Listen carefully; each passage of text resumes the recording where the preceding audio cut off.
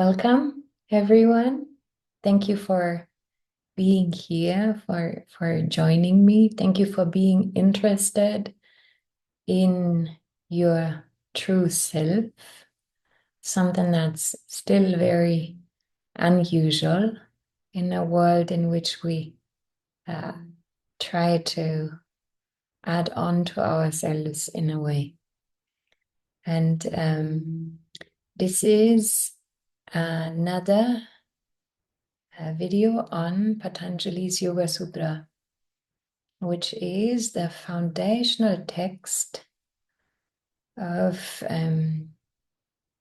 yogic philosophy as a means to realize the self and to live from an understanding and a wisdom of the unified essence of who we all are. And the sutta I'm talking about today is 118.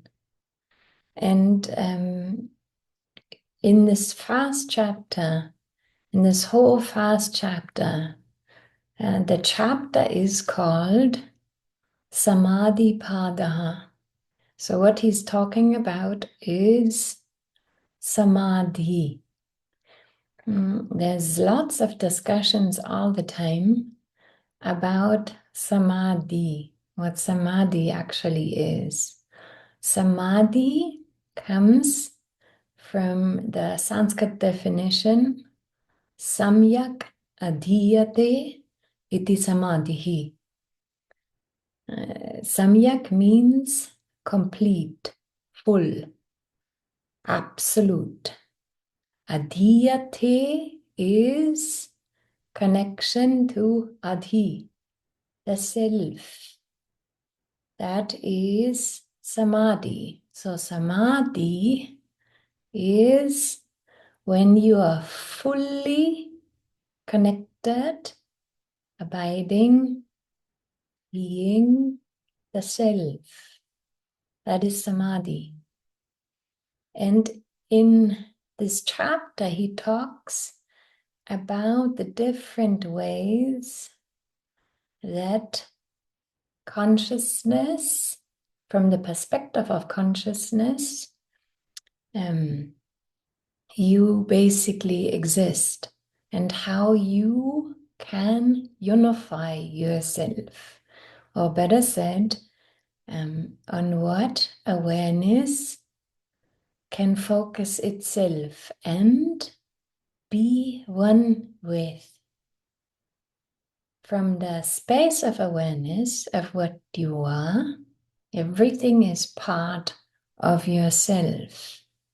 So what happens as you widen yourself back into your true nature is that you become aware, exist, can gain the perspective of consciousness, awareness, supreme intelligence.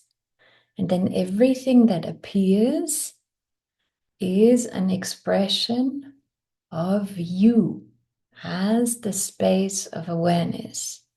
And at the same time, it's not the nature of who you are. It isn't completely you. It isn't consciousness as it is. And so in this 118, Patanjali actually describes this. 117 described you becoming one with so-called outside objects. It describes the state of oneness, true oneness. True oneness is not about wanting to be one with an outside object. It's also not necessarily about you focusing in meditation on an outside object and then having all your mental thoughts on this outside object. It is really much more subtle. It's a much deeper state in which your subjective stance vanishes, and what reveals itself in you is the object of your focus. So the subject is gone. There's no more idea about the object from your subjective stance. It is you becoming the object, you revealing the object, you being one with the object. In those moments of true oneness, you reveal an object as it is, not from your perspective, as it is. You have the thoughts of, for example, that person. You have the filters of that person, if that is a oneness with that person. You have you are that object in a situation, in a moment, in a revelation of oneness. It is revealed as you, in you, because it is the truth of what you are. So he was talking in the previous sutra, if you watched the video, he's talking about these kind of unions, these kind of oneness happenings, these kind of unions happening, and how they reveal the unified nature of reality. And then in 118, he says there's another samadhi, there's another focus that awareness can take. There's another focus that consciousness can take. There's another focus that you as consciousness can take.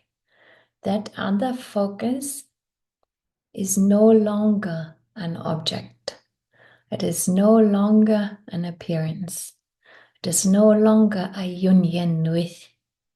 It is no longer any object that is revealed. It is a focus on consciousness itself. It is a focus on awareness itself. So there is another samadhi.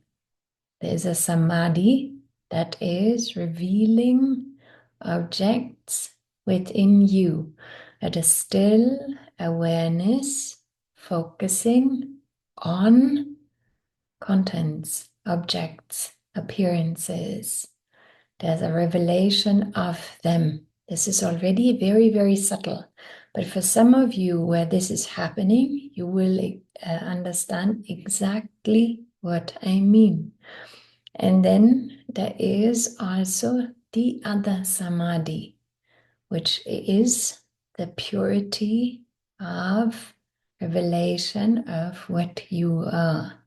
It is no more subject and no more object. And it is pure nothingness. This is pure presence. Consciousness being focused on itself. No more object, no more subject, nothing to describe. Indescribable presence itself. And what Patanjali describes in this sutta is exactly that. He is describing the ceasing of patterns, the ceasing of appearances. He is reminding you that both of these two states can exist as an expression of consciousness. One time as the space of awareness in which appearances are happening and in which you are unified with these appearances and in which awareness can turn its focus towards them and reveal them as they are. And the other one is consciousness being focused on itself, abiding, being pure presence, no longer describable at all. And so these two exist. And so he's making a stance and also saying that there are these two options. And for you to know them and to experience them is obviously your goal. Understanding, but inner standing, experiencing in your direct experience what is nothingness, not just a theoretical knowledge of it, but the understanding of you as pure presence, the part of you that is still, the part of you where relative reality ceases to exist, but there's just presence as such.